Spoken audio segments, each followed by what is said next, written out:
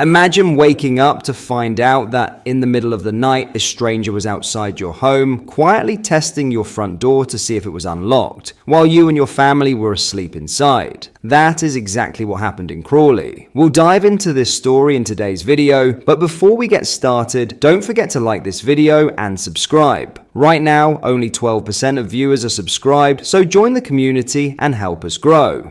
Extensive footage has emerged showing a foreign national wandering the streets at 3:40 in the morning, deliberately going from house to house, checking whether doors were secured. The behavior is chilling. This isn't somebody lost. This isn't somebody looking for help. This is someone actively testing people's homes in the dead of night. Residents were understandably terrified. Police were called just hours after the incident. You would think that with video evidence this serious, officers would have acted immediately. But it has now been more than 2 days, and still no arrests, no charges, and no visible progress. And here's the bigger picture. This is the reality of what mass, uncontrolled migration has brought to our towns and cities. Keir Starmer and his government will tell you everything is fine, that Britain is safe, that the system is working. But how safe do you feel knowing that while you sleep, dangerous individuals are wandering the streets, literally checking if they can get inside your home? This is not the Britain people grew up in. Weak leadership, open borders, and a failing justice system have turned ordinary communities into hunting grounds for those who have no respect for our laws, our property, or our people.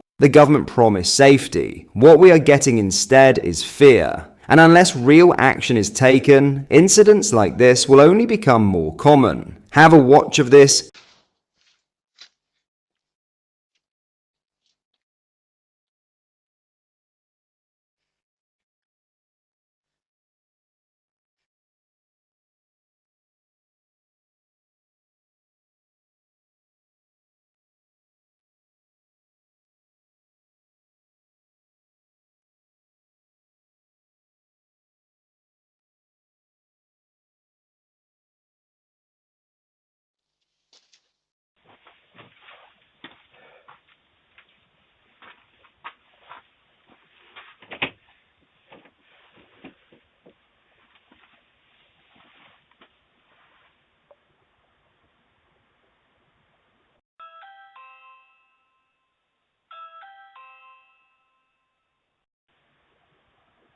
Boot is boot.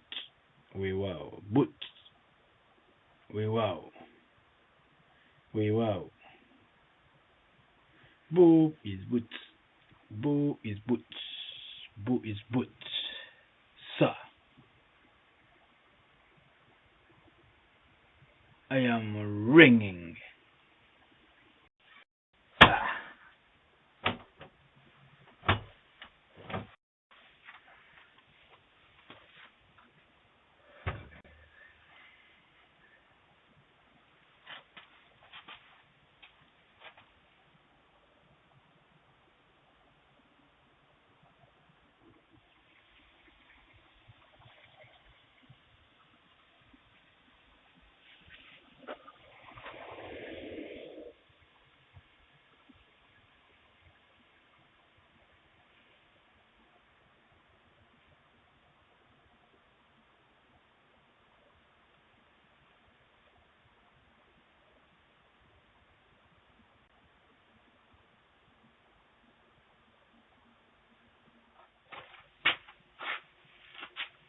Good enough, good enough. Everything is in me. What does that pass every green light around it? Every green. There's no way you can change how the cells, which means we will cancel the cancer. Cancer. Yeah, it's cancelled the way well.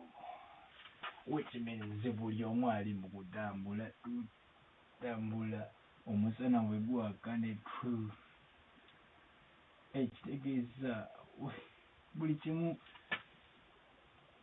kati kino This is what Keir Starmer has brought to Britain. Communities left vulnerable, families living in fear, and police who fail to act, even when handed video evidence. He can talk tough in Parliament all he likes, but out here in the real world, people see the truth. Weak borders, weak leadership, and a government that refuses to protect its own citizens. The British public are not safe under this system. And until we have leaders who are willing to defend our borders and stand up for our people, we will continue to see dangerous individuals walking freely through our streets at night, unchecked and unchallenged. In other news, at least 69 people are confirmed to have died after a 6.9 magnitude earthquake struck a tourist hotspot in the Philippines. The Filipino province of Cebu was at the epicenter of the major quake, which rocked the region just before 10 p.m. on Tuesday local time. Shortly before 5 a.m. in the UK, the Cebu Provincial Disaster Office said 69 people had died. Another official said more than 150 people were injured. Images and videos are still coming out of the popular tourist area, which is itself home to some 3.4 million people. Footage circulating on social media showed people rushing out of their homes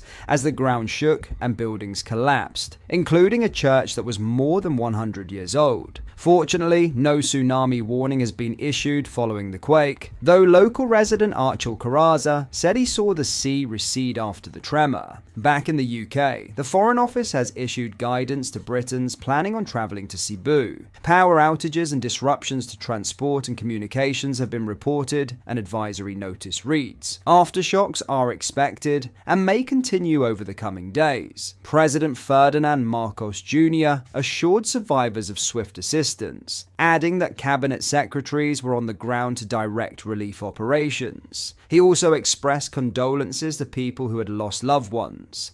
Despite the damage, the country's second busiest gateway, Mactan Cebu International Airport, is still operational. Another hard-hit town, San Remigio, was placed under a state of calamity in order to help the response and relief efforts. Vice Mayor Alfie Reyenes appealed for food and water for those who were affected. She also called for heavy equipment to help with search and rescue workers. It is raining heavily and there is no electricity, so we really need help, especially in the northern part because there's a scarcity of water after supply lines were damaged by the earthquake, Ms. Reyenes told local radio. In nearby town of Pilar, resident Archel Caraza said most of his family were sleeping when their house began to shake violently. I woke them up and we all rushed outside into the street, he told the radio station. Ms. Reyenes said among the deceased were some people who had been playing basketball in a sports complex in San Remigio when it partially collapsed due to the quake. Earthquake monitoring agencies put the quake's depth at around 10 kilometers, 6.2 miles. However, there was no tsunami threat after the quake. What are your thoughts on what we discussed in today's video? Let me know down in the comment section below. If you have not yet already, make sure you do drop a like on this video and subscribe to the channel for more British content. Thank you, take care, goodbye.